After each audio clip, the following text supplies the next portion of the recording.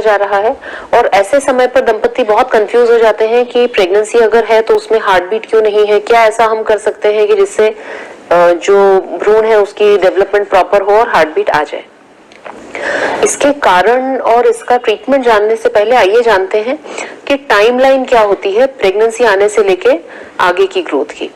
जब किसी की प्रेगनेंसी कंसीव होती है तो ओव्यूलेशन यदि मान लीजिए कि 14वें दिन हुआ है तो उसके 5 या 7 दिन के अंदर जो है वो एम्ब्रियो यूट्रस के अंदर इम्प्लांट होता है, यानी माहवारी के लगभग 21वें से 23वें दिन पर यह इम्प्लांटेशन होता है।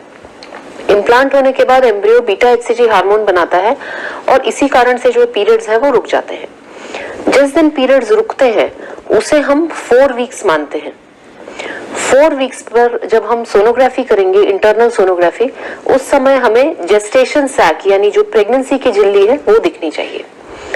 1 हफ्ते के बाद में यानी कि 5 वीक्स पर हमें जेस्टेशन सैक के अंदर योक सैक दिखना चाहिए और उसके 1 हफ्ते बाद यानी लगभग 6 वीक्स पर, यानी जब पीरियड मिस होके 2 हफ्ते हो गए हैं, उस समय हमें जेस्टेशन सैक, योक सैक और उसके अंदर फीटल पोल यानी कि एम्ब्रियो दिखना चाहिए और उस एम्ब्रियो में हार्ट बीट दिखनी चाहिए।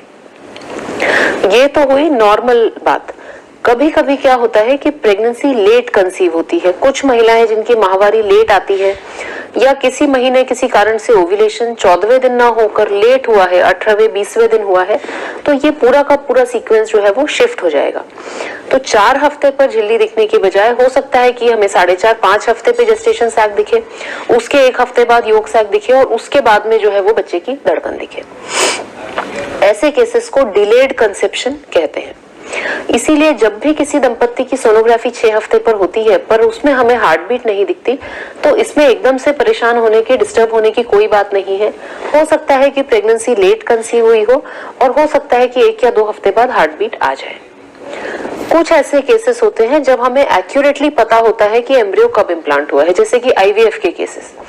ऐसे केसेस में यदि 6 हफ्ते तक भी प्रेगनेंसी में धड़कन नहीं आई है तो इसमें थोड़ा सा डाउट निर्माण होता है।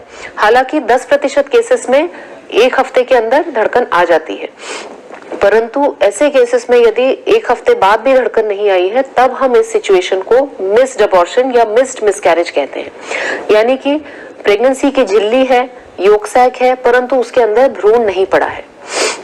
जब इस प्रेगनेंसी में भ्रूण ही नहीं है तो हम चाहे कोई भी दवाई दे देंगे, कोई भी सपोर्टिव ट्रीटमेंट देंगे, इसका हेल्दी प्रेगनेंसी में कन्वर्ट होना जो है वो संभव नहीं है और इस प्रेगनेंसी को हमें टर्मिनेट करना पड़ता है या तो दवाइयों से या डीएनसी के द्वारा।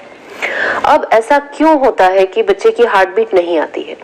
इसका कारण जो है वो 90% जेनेटिक होता है।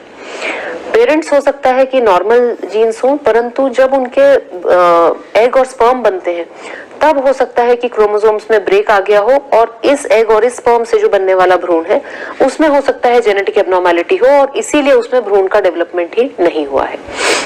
यदि 1 या 2 बार ऐसा होता है तो इसमें घबराने की बात नहीं है, परंतु यदि ऐसा 2 बार, 3 बार, 4 बार हो चुका है तब इन केसेस में डिटेल्ड जेनेटिक वर्कअप, यूट्रस की जांच और हो सकता है कुछ ब्लड टेस्ट की भी आवश्यकता पड़े।